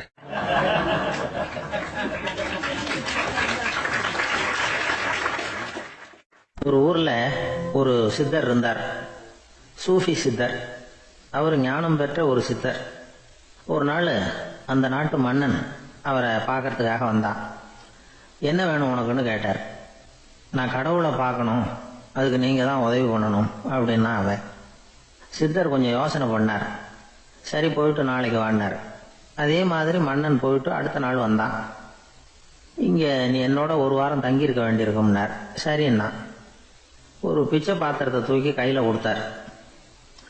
அவனுக்கு ஒன்றும் புரியல, இருந்தாலும் வாங்கிட்டான். வாங்கிட்டு இதை என்ன செய்யணும் அப்படின்னு கேட்டான். இதை ஒன்றும் செய்ய வேணாம், இதை எடுத்துக்கிட்டு பக்கத்தில் உள்ள கிராமங்களுக்கு போ, வீடு வீடாக பிச்சை எடுத்துக்கிட்டு வா. அப்படி வந்த பிறகுதான் உனக்கு சாப்பாடும் ஓய்வும் கிடைக்கும். ஒரு வாரம் அப்படி செய், அதுக்கப்புறம் 8வது நாள் நாம் கடவுளை பற்றி யோசிக்கலாம் அப்படின்னார். இப்படி ஒரு சொன்னதை கேட்டதும் அந்த அரசனுக்கு அதிர்ச்சி ஆயிட்டுது. ஒரு மாதிரி ஆயிட்டான். தன்னுடைய சொந்த நாட்டில் சொந்த குடிமக்கள் கிட்ட போய் பிச்சை எடுக்கிறதா அப்படின்னு யோசனை பண்ணி பார்த்தான். அதுக்கப்புறம் மெதுவா அவன் அந்த சித்தரை பார்த்தான். ஐயா, சொந்த நாட்டிலேயே பிச்சை எடுக்கிறதுன்னா எனக்கு ஒரு மாதிரியா இருக்கு, வெக்கமா இருக்கு. நான் வேணும்னா வெளி தேசத்துல எங்கேயாவது போய் பிச்சை எடுக்கவா அப்படின்னு கேட்டான். இதுக்கு அந்த சித்தர் ஒரு சம்மதிக்கலை. இதோ பாரு, உன்னால பிச்சை எடுக்க முடியலன்னா பேசாம திரும்பி அரண்மனைக்கே போயிடு. அதுக்கப்புறம் கடவுளை பத்தி எல்லாம் பேசுறதுக்கு என்னை தேடிட்டு வரக்கூடாது அப்படின்னு விட்டார். மன்னன் தயங்கினான். இருந்தாலும் மனசை சரி பண்ணிட்டு சம்மதிச்சான். சரிங்க, ஒரு வாரம் இங்க தங்குறேன், நீங்க சொல்றது மாதிரி பக்கத்து கிராமங்களுக்கு போறேன், வீடு வீடா பிச்சை எடுக்கிறேன், வர்றேன் அப்படின்னா. ஒரு வாரம் தெரு தெருவா பிச்சை பாத்திரத்தோட அலைஞ்சான். சொந்த ஊர்ல சொந்த குடிமக்கள் கிட்ட பிச்சை எடுத்தான். 7 நாள் முடிஞ்சது. 8வது நாள் அந்த சித்தர் மன்னனை கூப்பிட்டார். இப்படி வாழ்னார். வந்தான். இனிமே நீ கடவுளை பத்தி என்கிட்ட கேட்கலாம்னார். இனிமே கேட்கறதுக்கு ஒண்ணுமே இல்லை சுவாமின்னா இவன். ஒரு வார காலம் பிச்சை எடுத்த பிறகுதான் கடவுளை காண முடியும் அப்படின்னு நான் கனவு கூட காணவில்லைன்னா. அப்படின்னா நீ பிச்சை எடுத்த காலத்துல அப்படி என்னதான் நடந்தது அப்படின்னு கேட்டார் அவரு. சுவாமி, ஒரு வார காலம் பிச்சை எடுத்ததுல என்னுடைய ஆணவம் அழிஞ்சுட்டுது. அது இப்போ இருக்கிற இடமே தெரியல. இப்போ அதை காணவே காணோம். பிச்சைக்காரனா இருந்தப்போ பெற்றதை மன்னனாக இருக்கும்போது பெற முடியாதுங்கிறத புரிஞ்சுக்கிட்டேன் அப்படின்னா மன்னன். அடக்கம் பிறந்தவுடன் தெய்வீக கதவுகள் திறந்து கொள்ளுகின்றன அப்படிங்கிறார் ஓஷோ. நம்மால் ஒருத்தன் ஆணவம் அழியணுங்கிறதுக்காக ஒரு திருவோட்டை எடுத்துக்கிட்டு தெரு தெருவா பிச்சை எடுக்க ஆரம்பிச்சான். என்ன, தெய்வீக கதவுகள் திறந்துதா அப்படின்னு கேட்டார் ஒருத்தர். தெய்வீக கதவு திறக்கிறதுக்கு முன்னாடியே எங்க வீட்டு கதவு சாத்திக்கிட்டுதுன்னா. என்னடா சொல்றேன்னார். இனிமே வீட்டுக்குள்ளேயே வர வேணாம், இதையே தொழிலா வச்சுக்கோ அப்படின்னு எங்க வீட்டுல சொல்லிவிட்டாங்க சார் அப்படின்னா.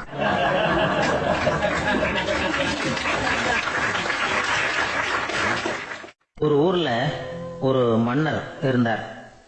ஒரு நாள் அவருடைய அரசவைக்கு ஒரு ஓவியன் வந்தான். அவன் சீனா தேசத்திலிருந்து வந்தவன், தாவோ சிந்தனையாளர். அவன் அங்க வந்து மன்னர் முன்னாடி நிக்கிறான். யாரும் செய்ய முடியாத ஒரு காரியத்தை என்னால செய்ய முடியும்னா. இவன் இப்படி சொன்னதை கேட்டதும் ஏற்கனவே அங்க இருந்த அரசவை ஓவியன் ஒருத்தனுக்கு கோபம் வந்துட்டுது. இதோ பாரு, இப்படி எல்லாம் பேசக்கூடாது, நான் வேணும்னா உன்னுடைய சவாலை ஏத்துக்கிறேன் அப்படின்னா. நாம 2 பேரும் ஓவியம் தீட்டுவோம், அதை பார்த்துட்டு நம்ம 2 பேர்ல யாரு சிறந்த ஓவியன் அப்படிங்கறத மன்னரே தீர்மானம் செய்யட்டும், என்ன சொல்ற அப்படின்னு கேட்டான் அவன். அவனும் சரின்னு ஒத்துக்கிட்டான். போட்டி ஆரம்பமாச்சு. அரசர் அவங்களுக்கு 2 சுவர்களை ஒதுக்கி கொடுத்தார். 6 மாச காலம் அவகாசம் கொடுத்தார். 2 ஓவியர்களும் அவங்கவங்க வேலையை ஆரம்பிச்சாங்க. இரவு பகலா வேலை செய்ய ஆரம்பிச்சுட்டாங்க. 6 மாசம் முடிஞ்சது. அரசர் வந்து பார்த்தார்.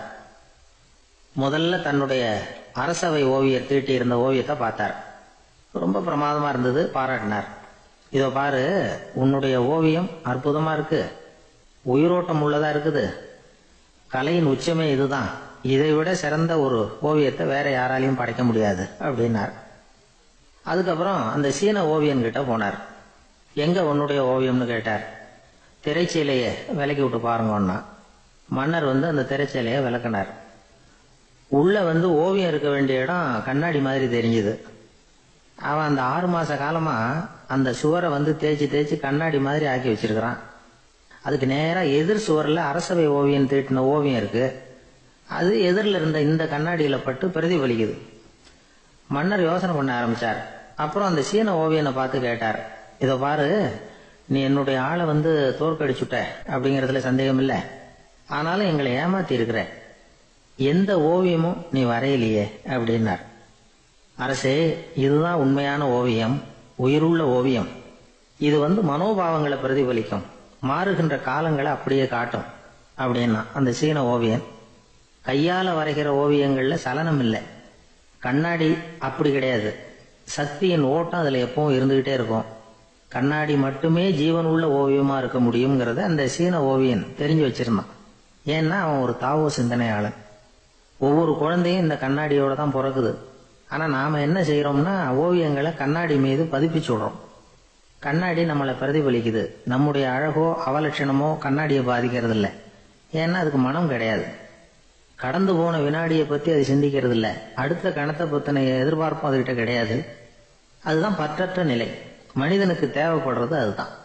கண்ணாடி கிட்ட இருந்து நாம் கற்றுக்கொள்ள வேண்டிய பாடம் இது. வாழ்க்கையில் மனிதர்களை நேசிக்கலாம், உலகின் அழகையெல்லாம் பிரதிபலிக்கலாம், ஆனால் எதையும் பற்றி கொண்டு விடக்கூடாது அப்படிங்கிறது பெரியவர்கள் அறிவுரை. துயரம்ங்கிறது பற்றுக்களின் சாயை. கண்ணாடி முன்னாடி நிற்கிறப்போலாம் நமக்கு இந்த ஞாபகம் வரணுமா. ஒரு குடும்ப தலைவர் ஒரு நாள் காலையில் விடிஞ்சு எழுந்திரிச்சதும் சத்தம் போட்டார். யார் இந்த கருங்குரங்கு படத்தை என் ரூமில் கொண்டாந்து மாட்டி வச்சது அப்படின்னு கத்தினார். சமையல் கட்டிலிருந்து மனைவி பதில் சொன்னாங்க. தூக்க கலக்கத்தில் உளராதுங்க, நல்லா பாருங்க, அது படம் கிடையாது, முகம் பார்க்குற கண்ணாடி அப்படின்னாங்க.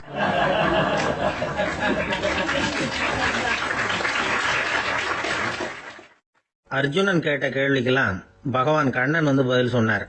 அதுக்கு பேர் பகவத்கீதை. அதே மாதிரி உத்தவன் கேட்ட கேள்விக்கும் அவர் பதில் சொல்லியிருக்கிறார்.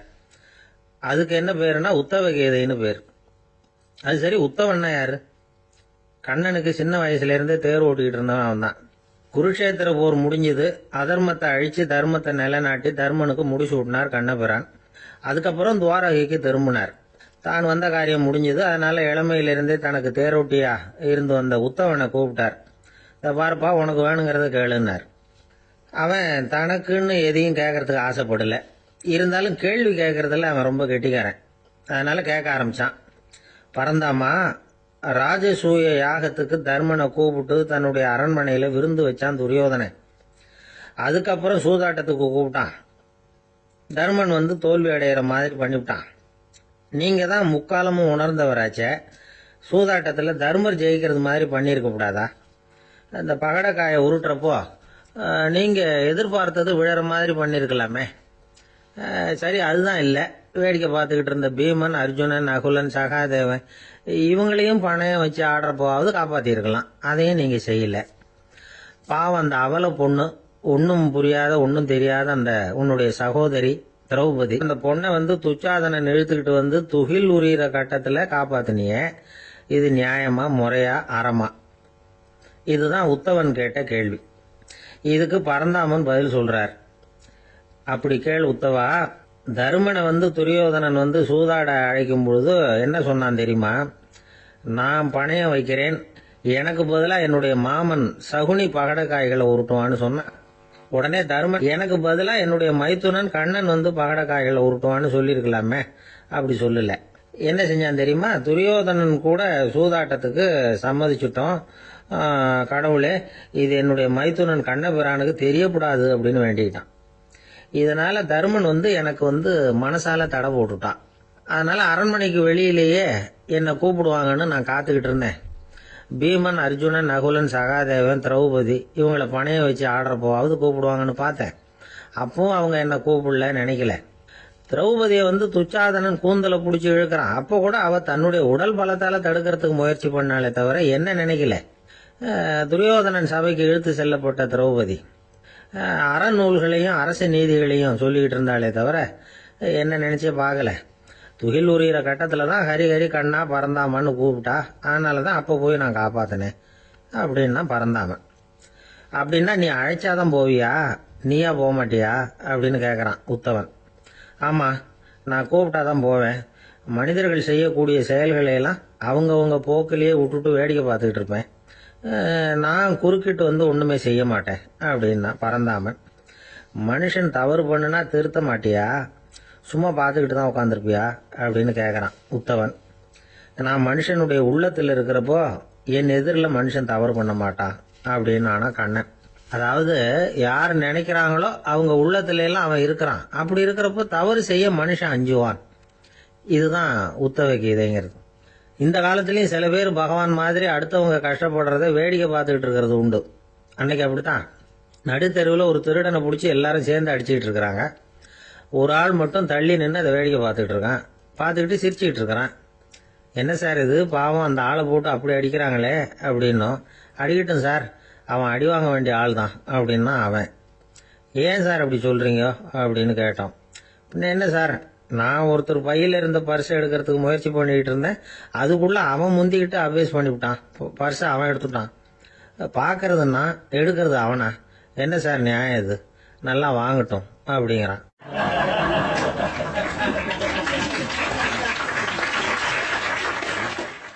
ஒரு பள்ளிக்கூடம் வகுப்பு நடந்துகிட்டு இருக்கு. ஆசிரியர் பாடம் நடத்திக்கிட்டு இருக்கிறார். நடத்தி முடிச்ச உடனே கேட்டார், மாணவர்களே, இதுவரைக்கும் நான் நடத்தின பாடத்தில் உங்களுக்கு ஏதாவது சந்தேகம் இருக்கா அப்படின்னு கேட்டார். அப்புறம் ஒவ்வொருத்தராக கேட்டார். ஒரு மாணவன் எழுந்திருச்சான்.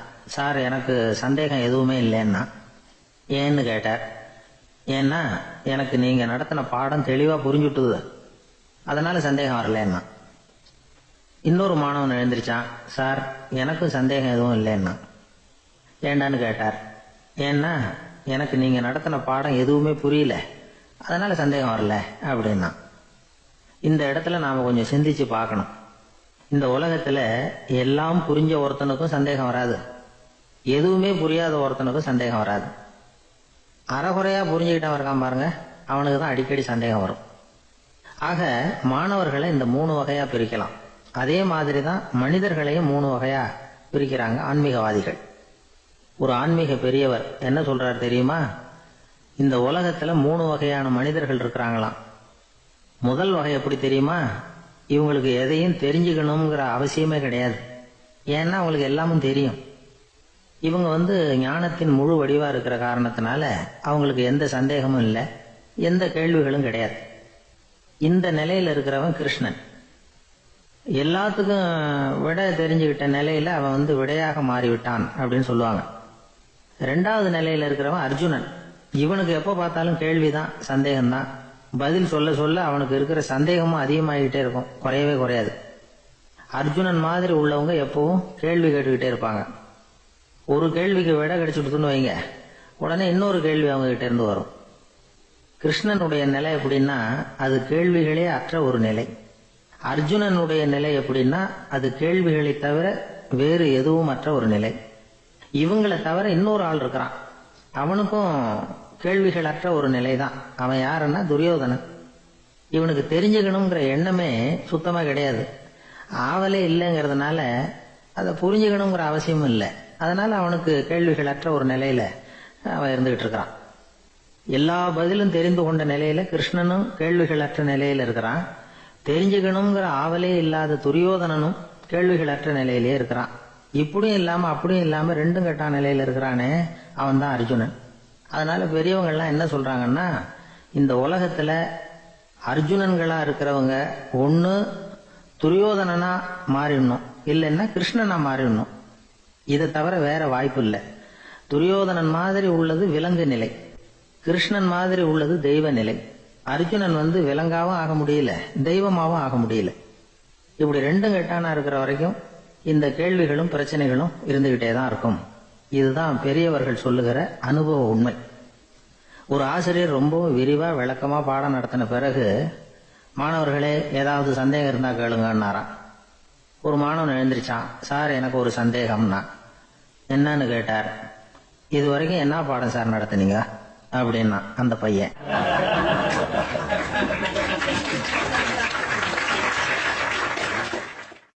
ஜெருசலேம், அங்க உள்ள ஒரு தேவாலயம். அதுல உள்ள பலிபீடத்தின் முன்னாடி ஒரு பெட்டி உண்டு. அது காணிக்கை பெட்டி. ஆலயத்துக்கு வர்றவங்க பிரார்த்தனை பண்ணிவிட்டு திரும்பி போற சமயத்துல அந்த பெட்டியில காணிக்கை போடுவாங்க. அவங்களால எவ்வளவு முடியுமோ அவ்வளவு போடுறது வழக்கம். அவங்கவுங்க வசதிக்கு தகுந்த மாதிரி போடுவாங்க. வசதி உள்ளவங்களா இருந்தாலும் சரி, வசதியே இல்லாத வறியவர்களா இருந்தாலும் சரி, ஆலய காணிக்கை பெட்டியில காசு போடுறது அவங்களுக்கு ரொம்ப பெருமையான ஒரு செயல். ஒரு சமயம் இயேசு தம்முடைய சீடர்களோடு அந்த ஆலயத்துக்கு வர்றார். அங்க உட்காந்து ரொம்ப நேரம் வழிபாடு பண்ணிட்டு இருக்கிறார். சீடர்களும் அந்த ஜபத்துல கலந்துக்கிட்டாங்க. வழிபாடு முடிஞ்சுது. இயேசு உட்கார்ந்துருக்கிறார். காணிக்கை பெட்டியில் காசு போடுறவங்கள கவனிக்கிறார். சீடர்களும் அதையே கவனிச்சுக்கிட்டு இருக்கிறாங்க. ரொம்ப பேர் வரிசையாக வந்தாங்க. அவங்களால முடிஞ்ச அளவுக்கு காசு போட்டுட்டு அவங்க பாட்டுக்கு போய்கிட்டு இருக்கிறாங்க. வசதியானவங்க நிறைய பேர் வந்தாங்க. அதுக்கு மத்தியில் வயசான ஒரு அம்மா, அவங்களும் வந்து காசு போட்டுட்டு போகிறாங்க. இப்போ இயேசு தன்னுடைய சீடர்கள் பக்கம் திரும்பினார். ஒரு கேள்வி கேட்டார். இப்போ இந்த காணிக்கை பெட்டியில் நிறைய பேர் வந்து காசு போட்டுட்டு போகிறத நீங்கள் கவனிச்சிங்க. இன்னைக்கு இந்த காணிக்கை பெட்டியில் ரொம்பவும் அதிகமாக காசு போட்டது யார் அப்படின்னு கேட்டார். முதல்ல வந்தார ஒரு பெரிய மனுஷன், அவர் தான் அதிகமாக போட்டார் அப்படின்னார் ஒருத்தர். மூணாவதாக வந்தவர் தான் அதிகமாக போட்டார், நான் கவனித்தேன் அப்படின்னாரு இன்னொருத்தர். இப்படி ஆளுக்கு ஒரு விதமாக சொல்கிறாங்க. கடைசியாக இயேசு சொன்னாராம், இன்றைக்கு அந்த பெட்டியில் அதிகமாக காசு போட்டவங்க அந்த வயசான அம்மா தான் அப்படின்னாராம். சீடர்களுக்கு ஒன்றும் புரியல. அந்த அம்மா ரொம்பவும் ஏழையாச்சே, அவங்க எப்படி அதிகமாக காணிக்கை செலுத்த முடியும் அப்படிங்கிறது அவங்க சந்தேகம். இயேசு விளக்குனார். நிறைய பேர் வந்தாங்க, நிறையவே காசுகள் போட்டாங்க, அது உண்மைதான். ஆனால் அந்த அம்மா என்ன பண்ணாங்க கவனிச்சிங்களா? வந்தாங்க, தன்னுடைய காசு பையை திறந்தாங்க, அப்படியே கொட்டுனாங்க. அதில் இருந்தது 2 காசுகள் தான். அந்த 2 காசும் காணிக்கை பெட்டியில் விழுந்துட்டுது. மற்றவங்கெல்லாம் தங்கள்கிட்ட இருந்த செல்வத்தின் ஒரு சிறு பகுதியை எடுத்து பெட்டியில் போட்டாங்க. ஆனால் இந்த அம்மா தன்கிட்ட என்ன இருந்ததோ அதை அப்படியே போட்டுட்டாங்க. தன்னுடைய பிழைப்புக்காக வச்சிருந்த அவ்வளவையும் இழக்கிறதுக்கு தயாராகிட்டாங்க. அவ்வளவு தாராள மனசு அவங்களுக்கு. அதனால் அவங்க செலுத்தின காணிக்கை தான் அளவில் அதிகம் அப்படின்னார். விலை மதிப்பில்லாத முத்து புதையல் ஒருத்தனுக்கு கிடைக்க போகுதுன்னு வச்சுக்கோங்க. அதன் மதிப்பை உணர்ந்தவன் என்ன பண்ணுவான்? அதை அடையிறதுக்காக தன்கிட்ட இருக்கிற எதையும் கொடுக்கறதுக்கு தயாராக இருப்பான் இல்லையா? அது மாதிரி தான் இதுவும் அப்படின்னார். உலக மதிப்பீடுகளை துரும்பா தூசியாக மதித்து அதையெல்லாம் உதறி விடுகிறவன் இறையருள் அப்படிங்கிற இணையில்லாத செல்வத்தை பெறுகிறான் அப்படிங்கிறது இதில் உள்ள கருத்து. இறைவனுக்காக இழப்பதுன்னா துன்பப்படுகிறவர்களுக்காக, ஏழைகளுக்காக, ஏதுமற்றவர்களுக்காக இழப்பது அப்படின்னு அர்த்தம். உங்கள் அயலானுக்கு நீங்கள் என்ன உதவி செய்தாலும் அதை எனக்கே செய்கிறீர்கள் அப்படின்னு இயேசு சொல்லியிருக்கிறார். அடுத்தவங்களுக்கு உதவணுங்கிற குணம் இன்னைக்கு ரொம்ப குறைஞ்சி போச்சு. ஒருத்தன் வாழைப்பழத்தோல் வழுக்கி கீழே விழுந்துட்டான். பக்கத்தில் இருந்த நண்பன் உடனே இவனை தூக்கிக்கிட்டு போய் ஆஸ்பத்திரியில் சேர்த்துட்டான். அதுக்கப்புறம் சொன்னான், நீ அந்த வாழைப்பழத்தோலில் காலை வைக்க போகிறத முன்னாடியே நான் கவனிச்சுட்டேன் அப்படின்னானா. அப்படின்னா அப்போவே நீ எனக்கு உதவி செஞ்சுருக்கலாமே அப்படின்னானா அவன்.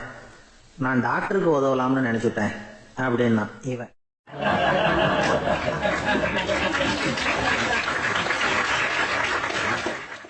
ஒரு ஊரில் ஒருத்தர் இருந்தான். ஏதோ ஒரு சின்ன அலுவலகத்தில் வேலை பார்த்துக்கிட்டு இருந்தான். ரொம்ப ஏழை. வர்ற கொஞ்சம் வருமானத்தை வச்சு வாழ்க்கையை ஓட்டிகிட்டு இருந்தான். ஒரு நாள் தெரு வழியாக அவன் நடந்து வந்துக்கிட்டு இருக்கிறான். தெருவில் ஒரு காசு கிடந்தது. அதை பார்த்துட்டான். அது குனிஞ்சு எடுத்தான். அது ஒரு பழங்கால காசு.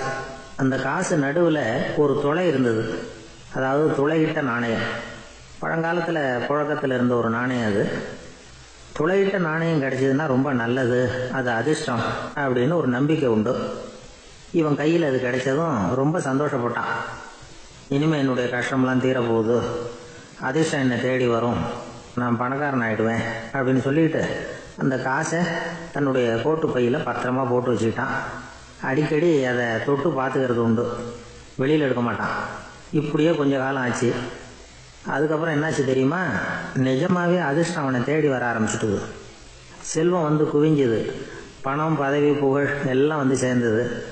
சமூகத்தில் அவன் ஒரு பெரிய மனுஷன் ஆகிட்டான். எல்லாரும் அவனை பாராட்டினாங்க. அவன் எதை தொட்டாலும் வெற்றி, எல்லாம் அந்த காசோட மகிமை அப்படின்னு அவன் மனசுக்குள்ளே நினச்சிக்கிட்டான். தினமும் காலையில் அந்த கோட்டை போட்டுக்கிட்டு தான் வெளியில் கிளம்புவான்.